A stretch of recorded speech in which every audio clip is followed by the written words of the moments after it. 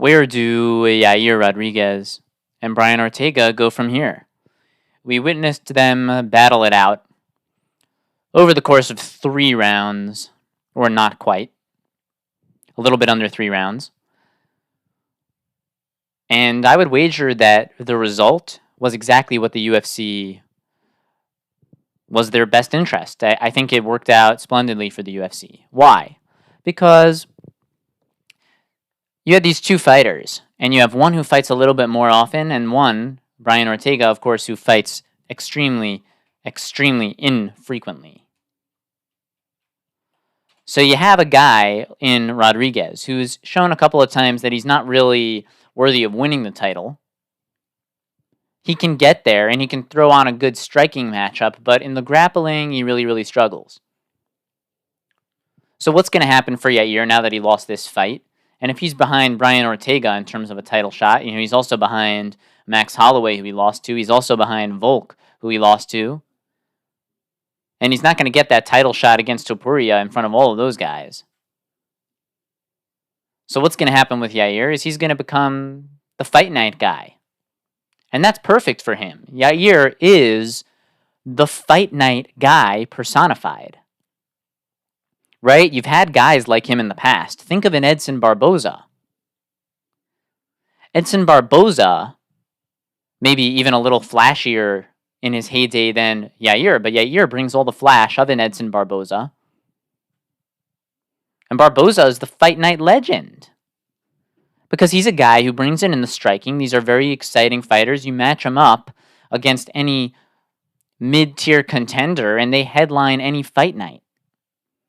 Not that the UFC really demands that much from to headline a fight night as it is right now, but the more high-priority events, like if you're going to a Mexico, or if you need to put on a Mexican UFC, Noche UFC type event, that's going to be, Yair's spot. And he's really built for that. Whereas, Brian Ortega, who fights far less frequently. So Ortega, if we just look at his past couple of years of contention here, he fought just now in February of 24. His previous fight was nearly 2 years before that, in July of 22. Then he fought once in 2021. He fought once in 2020. And then he fought twice in 2018. But once was in March and one was in December. So nearly a year spaced out. And then he fought in 2017 and 2016. He fought twice each in 2017 and 2016. So he fights very infrequently. So Ortega is not really a guy who you want to keep there to run these fight nights.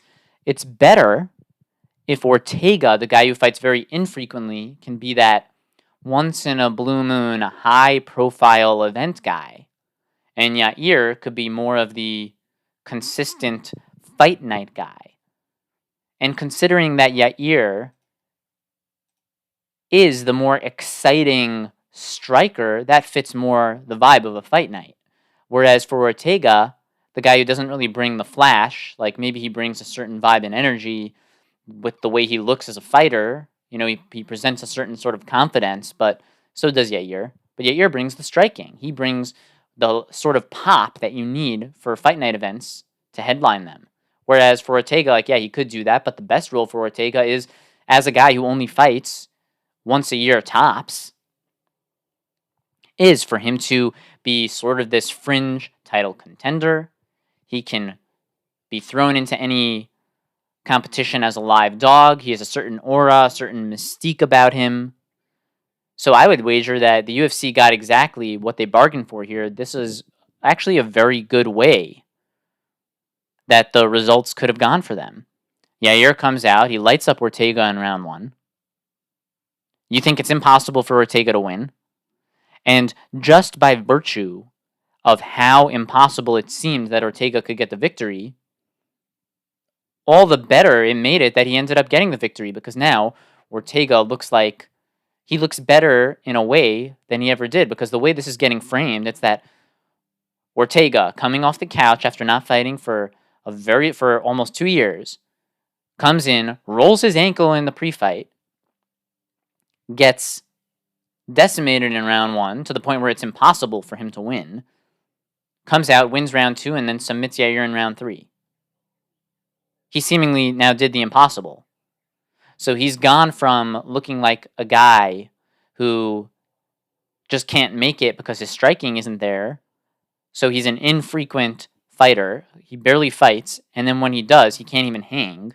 And he's gone to, hey, this guy can beat anybody. He just throw him into any title matchup when you have the opportunity. He doesn't fight very often, so the opportunity doesn't present himself that often, but when he's available, throw him into a title fight. That's sort of what Ortega's done now. He has the championship mystique and air about him. So I'd say this worked out phenomenally for the UFC. There's even a world where if he sits back and really waits for the right matchup, if Ortega's just like there and he's this sort of Colby Covington-esque guy who just sits around and waits for his title shot, he could win a title. It's possible for him. Why do I say that? Because he almost did it against Volk. He wasn't too far away from that. Look at all of Ortega's losses. He has barely any. He fights infrequently, which helps. But Ortega's only lost, really, to 2 guys. He lost to Max Holloway, and he lost to Volkanovski. And the worst matchup for him up to this point was for sure Holloway. Holloway was his worst one. Holloway beat him from pillar to post. There was nothing Ortega could do. Against Volkanovski, Ortega had 2 different sequences where he nearly won the belt. So granted, where Volkanovski got the better of him in large portions of the fight, but in spots, Ortega nearly pulled the upset, which is the kind of fighter Ortega is. He gets beat up, and sometimes he pulls the upset. And then his other loss was where he dislocated his shoulder, or injured his shoulder, whatever it was. But here in the fight against Yair was maybe Ortega's worst matchup out of everybody. That was exemplified by the way he got killed in round 1. Nobody else that he fought really killed him brutally like that in round 1 to the level that Yair did. In the striking, on the feet, this was the worst possible matchup for Ortega, maybe except for an eventual Topuria matchup. And I would suggest to Ortega, you don't take the Topuria matchup. You wait. You wait till Topuria is gone. You try to only fight high-profile fights with anyone except the name Topuria, and maybe with anyone except the name Holloway.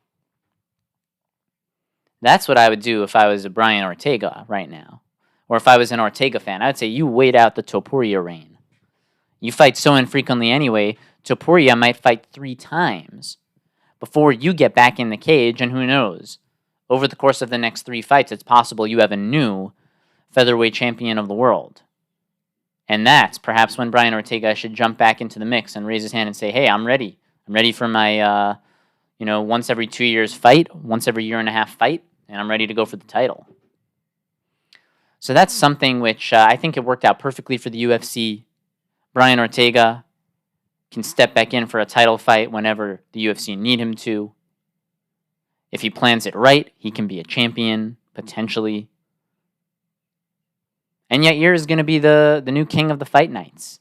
And that might be exactly where he should be. He's an upper echelon fighter, but he has just glaring holes and poor fight IQ. Coming up on this week, March 2nd is going to be this fight night over here where we have it headlined by Jairzinho Rozenstruik against Shamil Gaziev, or Gaziev, depending on the correct way to pronounce it. This is really a very Contender Series heavy fight card, so it's like if you watch the Contender Series and you appreciate it, you might be excited about this, but if not, you may wonder, like, what in the world is going on over here? So you have Jairzinho Rozenstruik, a guy who can come out and get a 5-second knockout, or he can put on the most boring fight you've ever seen. I think the hope here for the UFC is fast-track Gaziev, Shamil, fast-track him.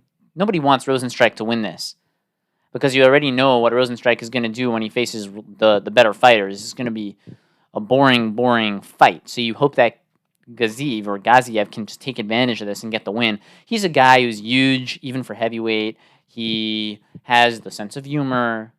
He's more easy to promote than Rosenstrike, who's just basically as vanilla as they come. His nickname is Biggie Boy, and he presents for the knockout, but then he doesn't always get the knockout. And when he doesn't get the knockout, it's just a terrible fight. Then you have an undefeated prospect going against Tyson Pedro, Vitor Petrino going against Tyson Pedro, so that could be fun. You have Alex Perez, who fights very infrequently as well. He's going against future hopeful title contender Muhammad Mokaev, so that's interesting. You have Umar Nurmagomedov going against an up-and-coming contender from his record, a guy who only lost one fight in his career. You have Matt Schnell going to fight Steve Erceg, right? Erceg, I believe, was involved in a close fight in his last one where he looked really, really good, but ended up not getting the victory.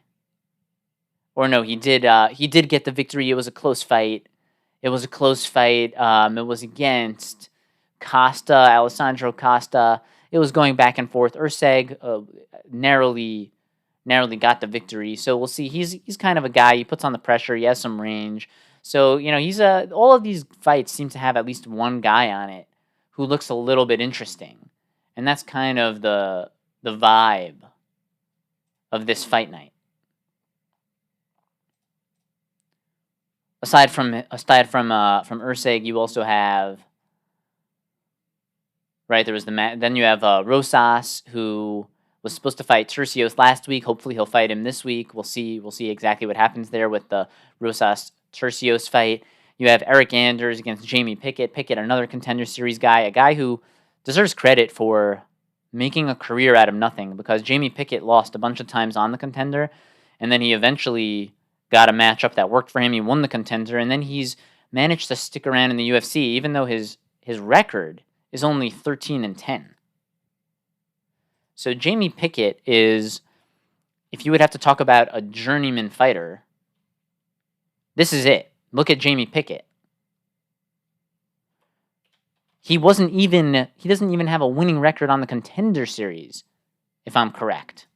Let's point now and let's look at it, because Jamie Pickett is sort of fascinating in the sense that he's not a guy who ever has a chance to win a title. He's not a guy who can even make it near the top of any division, but he's a guy who you didn't think would have a career, and now he does have one because of his willingness to just fight anybody. So he lost on the Contender Series to Puna Soriano. Then he had to fight again on the regional circuit and got a win. Then he won on the Contender Series. So he's actually 1-1. Oh no, I'm sorry. He lost even before he lost to Puna on the Contender. He lost to Charles Byrd on the Contender. So he lost to Charles Byrd on the Contender, got 2 regional victories, lost to Puna on the Contender, got another regional victory, and then he finally went and got a TKO, probably against some bum, in his 3rd Contender Series fight. So he's 1-2 on the Contender. Then he makes it into the UFC and he loses his first 2 UFC bouts, one by decision, and then he loses by TKO in his second one. So this guy is 1-2 on the Contender, 0-2 on the UFC. If you combine all of those, he's 1-4 combined in his first 5 UFC/Contender fights. Then he managed to actually get 2 victories in a row. So he evened it up at 2-2 in the UFC, plus 1-2 in the Contender, for a combined Contender and the UFC record of 1-2 in the Contender. So he altogether 3-4 in UFC/Contender fights. And then he lost 4 straight in the UFC. So this guy is 2-6. Jamie Pickett is 2-6 in the UFC. And he's fighting again. Overall, his whole record is only 13-10. He's on a 4-fight losing streak. He lost to Kyle Dawkins, Dennis Tululin, Bo Nickel, which we all remember, and Josh Fremd. And now he has another fight. So just a good job by Pickett for even having an MMA career at this point. in the UFC. I mean, there's a lot of guys who at his point, at his standing, would be fighting in the PFL, or would be fighting on the regional circuit again, or would have to call it a career. I mean, he's 35 years old. Jamie Pickett, the Night Wolf, is his nickname. He's 35. So, I mean, you'd have to imagine if he loses his 5th one in a row, that's going to be all she wrote. But it's actually an interesting storyline when you have a guy at his age who's lost 4 straight, who's 2-6 in the UFC, 3-8 if you combine that with his Contender Series record. It's interesting to see, will he be able to prolong his career? Getting back to the fight night that we have, then we will also have a couple of other fights. There's a Zahabi fighting against Javid Basharat. Basharat, another Contender Series prospect. He's 14-0, undefeated. There are really high hopes for him. So again, maybe you're not looking forward to seeing Zahabi fight, but you're looking forward to seeing Basharat fight and improve to 15-0 as he pursues moving up in title contention. And then from there, you have Ludovic Klein, another Contender Series guy, against AJ Cunningham, who I think is also Contender Series. Klein is always one for a good knockout, so that's exciting there.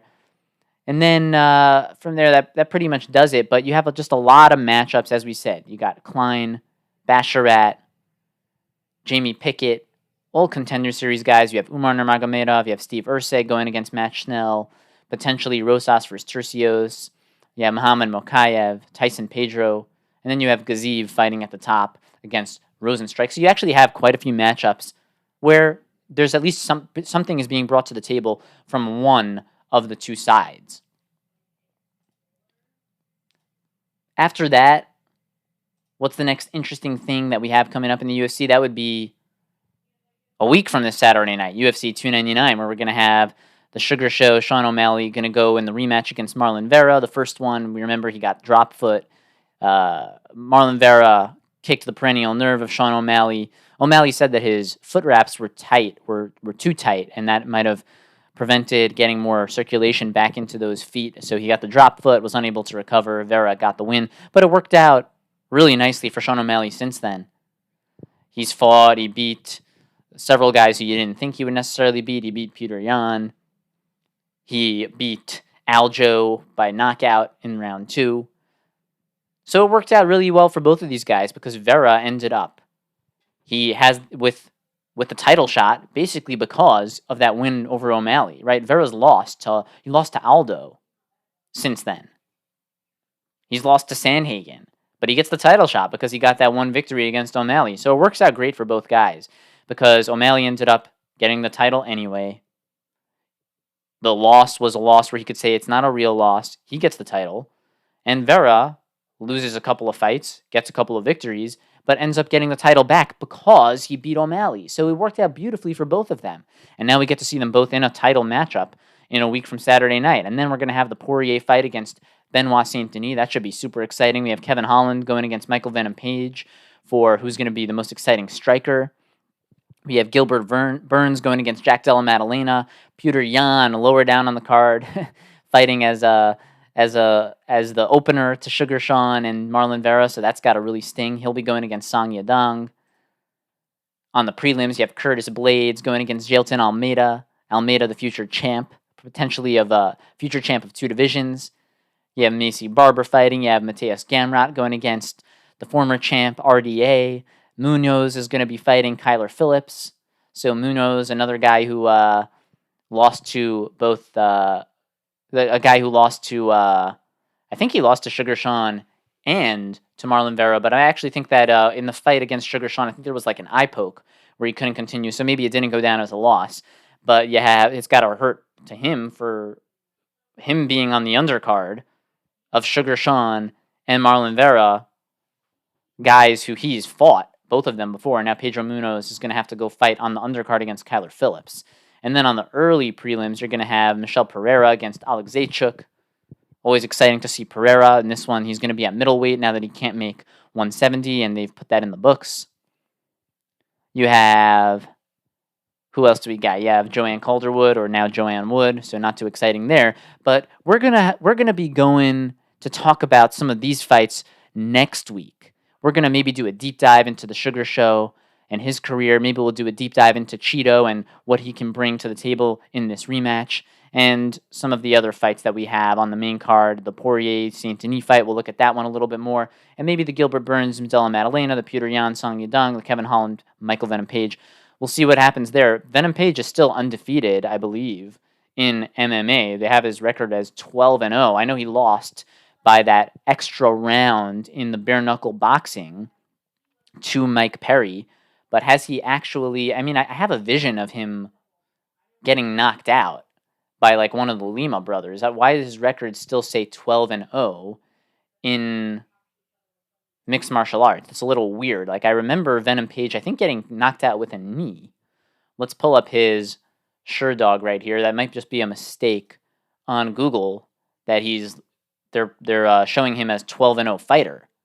Yeah, and then if you go to his SureDog or his Tapology page, you do see, yeah, he got KO'd by Douglas Lima. I believe it was a knee and then punches. And then he lost a split decision to Logan Storley. So I don't know why his record is showing as 12-0 in the UFC bout there. When it pops up on Google, it's showing a 12-0 fighter going up against Kevin Holland, who's 25-10.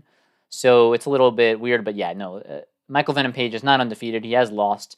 That loss against Douglas Lima, which was the only KO loss of his career, was, that was a while ago. That was in May of 2019. So it's been a few years since then. He's fought 3, 6, 7, 8 times since then. This is going to be his 9th fight since that, and he did avenge the loss by split decision against Douglas Lima since then. So this should be an exciting fight as well. Michael Page against Kevin Holland. So we'll look into all that next week.